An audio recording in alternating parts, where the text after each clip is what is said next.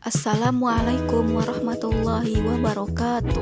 Perkenalkan, nama saya Lailatul Sahira dari jurusan Tasawuf dan Psikoterapi, Fakultas Usuluddin semester 7 UIN Sunan Gunung Jati Bandung. Nah, di sini saya akan menyiarkan video hasil dari penelitian kemarin di sekolah MTS Ar-Rasyidiyah dengan judul Bimbingan Pribadi Menggunakan Terapi Tazkiyah Al-Nafs. Selamat menyaksikan. Perkenalkan, nama saya Lailatul Sahira, dosen panitia sama jurusan psikoterapi jurusan semester 7. Nah, di sini tuh saya itu kayak materi itu tentang bimbingan pribadi. Nah, yang mana bimbingan pribadi itu kayak awalnya itu kayak cerita kayak konseling atau konseling enggak? Kayak sesi konseling gitu, dia tuh cerita ke guru BK-nya, terus masalahnya apa, nanti kita solusi sama si guru BK-nya tadi. Nah, pertama itu kan, gue tahu gak sih bimbingan pribadi itu apa? Tahu Ya, ada yang punya itu. Nah, dari beberapa tokoh itu, kalau menurut itu ada 3 tokoh. Ada 3 tokoh yang mana bimbingan pribadi itu adalah yang pertama itu adalah Abu Ahmadi. Nah, yang mana bimbingan pribadi itu adalah menunjukkan bahwa dengan adanya layanan bimbingan, siswa diharapkan mengembangkan dirinya dan mampu memahami diri dan lingkungan sekitarnya untuk mencapai masa depan yang lebih baik. Nah, jadi bimbingan pribadi itu kalau misalnya kita mau masa depan kita yang lebih jelas, kan kalau misalnya ada masalah itu kan pasti kita butuh seseorang itu kan, butuh seseorang dimana seseorang itu bisa mendengarkan keluh kesah kita ataupun masalah cerita kita gitu kan. Nah, jadi sesi konseling itu tujuannya supaya kita bisa menceritakan gitu masalah kita kepada guru BK lah istilahnya. Nah, supaya kalau kita sudah solusi gimana nya, baru nanti kalian bisa terapi. Ini kan psikologis, namun menurut lain Abu kayak Ahmadi. dokter. Nah, Terutama kan penyakit nanti ada fisik, 2 tokoh lagi, cedera mana ketinggalan itu menurut penyakit nanti. Prayitno dan Kalau menurut Herman Kima penyakit Hafni. nanti ketinggalan. Yang mana menurut Masalah beliau, bimbingan adalah proses Ternyata pemberian nomor bantuan pengobatan yang nanti dilakukan oleh orang yang ahli kepada taman seseorang fisik, atau beberapa orang pengobatan individu, dokter, baik anak-anak, remaja, atau orang dewasa, agar orang individu dapat mengembangkan kemampuan dirinya sendiri dan mandiri dengan memanfaatkan kekuatan individual dan sarana yang ada dan dapat dikembangkan berdasarkan norma-norma yang berlaku. Nah, jadi kalau misalnya kita tuh mau cerita tentang masalah-masalah kita ke guru BK itu bisa memandang umur, bisa dari anak-anak, remaja, bahkan orang dewasa juga bisa gitu. Mereka bisa menceritakan semua keluh yang mereka alami gitu. Jadi itu nggak pernah takut gitu. Nah, jadi kesimpulan menurut untuk tadi bimbingan pribadi itu adalah merupakan proses bantuan yang diberikan oleh seorang ahli yang terus menerus kepada itu. Jadi bimbingan pribadi itu merupakan proses bantuan yang diberikan oleh seorang ahli secara terus menerus kepada individu ataupun kelompok.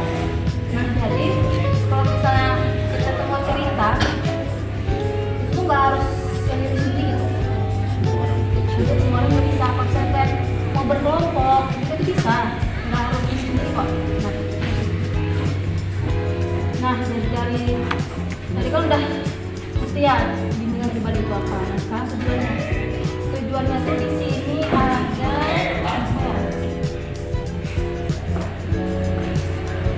8. Di situ ada tujuan itu ada 8 macam. Pertama itu memiliki kesadaran diri, yaitu menggambarkan penampilan dan mengenal kesan yang ada pada dirinya. Yang kedua, dari tujuan yang dapat mengembangkan sikap positif, mengembangkan orang-orang yang mereka senangi. Ketiga, membuat pilihan secara sehat. Yang keempat, mampu menghargai orang lain. Yang kelima, memiliki rasa tanggung jawab. Yang keenam, mengembangkan keterampilan hubungan antar pribadi. Yang ketujuh, dapat menyelesaikan konflik. Dan yang terakhir, dapat membuat keputusan yang Iya unggul. setelah kita Yang itu sih kirim tengin tengin. udah jalan gitu video pribadinya, kita tuh bisa dapat lebih yang kan itu kayak bisa dapat membuat keputusan Sarang yang baik, bangkil kan. Ya pada dapat menyelesaikan konflik masalah yang sedang kita Cuman bola alami, segan. gitu. kosong bola apa? Pakai Membuat kos kaki kita eta. sehat dan Terus pakai kos kaki mampu nyeker. menghasilkan Oh, hasil. tengah kan. Nah, mungkin langsung aja kalian ada masalah?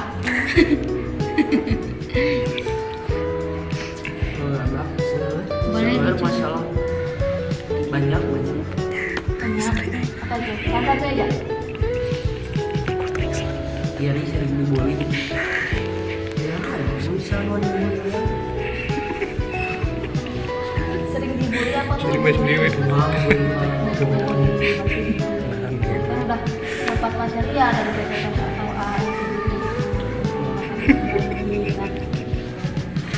Ngertian lah. Tak apa sih teteh ya. Sok, ngobrol. Lumayan deh. Bobot dulu.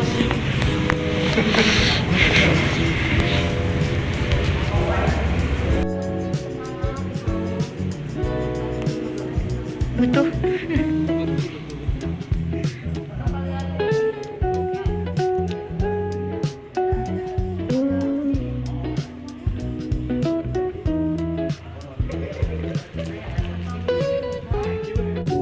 jarang ya tuh Ayo Jin kemarin gimana? alhamdulillah lancar 100 semua.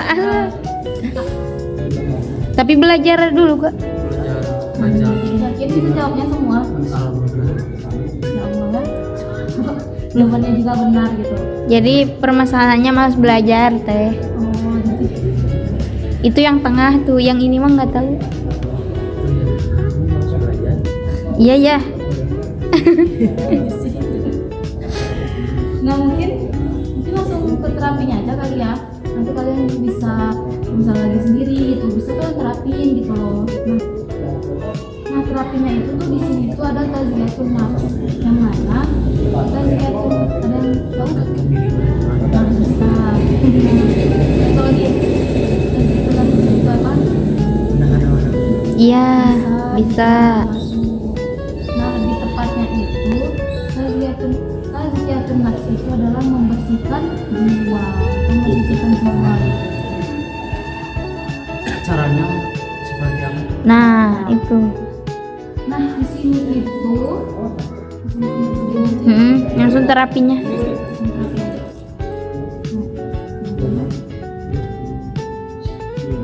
Nah jadi di sini tuh metode tazkiyatun nafs itu ada 3 metode. Yang pertama itu ada tahalli, yang kedua ada tahalli pakai H, beda ya, tahalli sama tahalli. Yang ketiga tuh ada tajalli. Nah gimana? Beda apa tuh? Tahalli itu adalah pembersihan. Yang mana tuh kayak caranya tuh kita tuh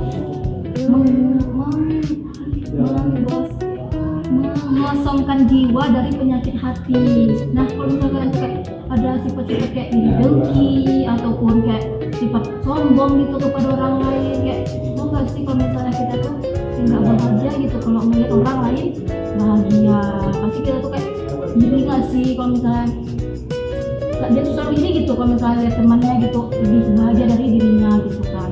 Nah tahapan itu bisa dilakukan kayak tadi kayak tahalli, pembersihan.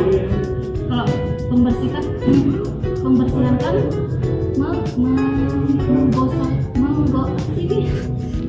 mengosongkan jiwa, membersihkan jiwa dan raganya.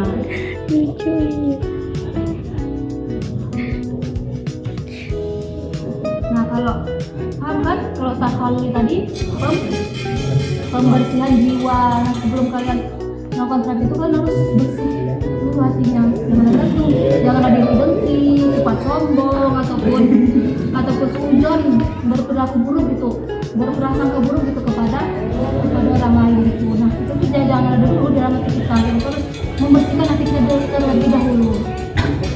Nah kalau Kalau tahali Pengosongan. pembiasan. Nah, setelah tadi pembersihan, setelah itu pembiasan. Mana pembiasan ini tuh kayak kita tuh mengisi jiwa kita itu atau mengisi hati kita itu dengan cepat teruji. Tahu nggak cepat teruji yang gimana? Yang tahu? Terus ada lagi amanah. Bayu. Itu dia megang janji kayak lebih ikhlas, terus lebih tawakal, syukur gitu.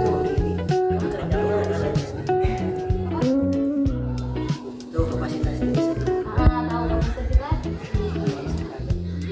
Terus bisa juga tawadu. Kamu nggak tawadu apa? Ya. Tidak sombong. Pembersihan jiwa, terus penghiasan jiwa.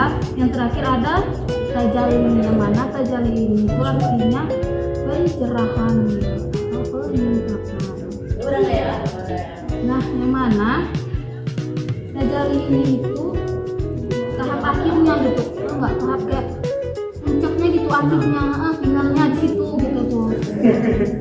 Di mana kayak cahaya keimanan dan atau spiritualitas kita itu tersingkap oleh kejernaan jiwa yang telah kita lakukan di awal tadi, tahu nggak? Nah, jadi yang dianggap tajalli ini tadi tuh itu tadi yang akhirnya finalnya gitu, dari yang sudah kita lakukan tadi kayak tahali pembersihan, pembiasan. Itu tajalli itu tadi akhirnya gitu, puncaknya dari cahaya keimanan atau spiritualitas kejernaan jiwa mencapai makrifat atau kedekatan yang lebih dalam kepada apa sih ya? Apalagi apa? Tahali apa artinya? Ya. Dua, Ya. terakhir Pencerahan. pencerahan. Nah, terus ini juga kalian bisa kayak apa sih? Kayak ada amalan-amalan tertentu. Jadi bukan hanya ketiga macam ibadah yang dilakukan, kayak amalan-amalan pendukung itu bisa dilakukan seperti sholat itu jangan apa sih? Jangan ditinggalkan, jangan bolong lagi sholatnya. Terus udah lima waktu juga sholatnya, jangan jaga waktu. Terus bisa juga kita melakukan zikir. Zikir itu kayak terus membaca Al-Quran. Nah, ketika habis sholat gitu lagi jangan langsung sholat beres doa udah beres gitu, jangan.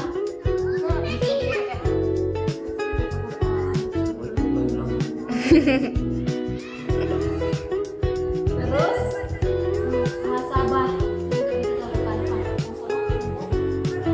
Yang tadi terapi yang diterapkan dari diterapkan ingat? Nggak ada ingat. Jadi muhasabah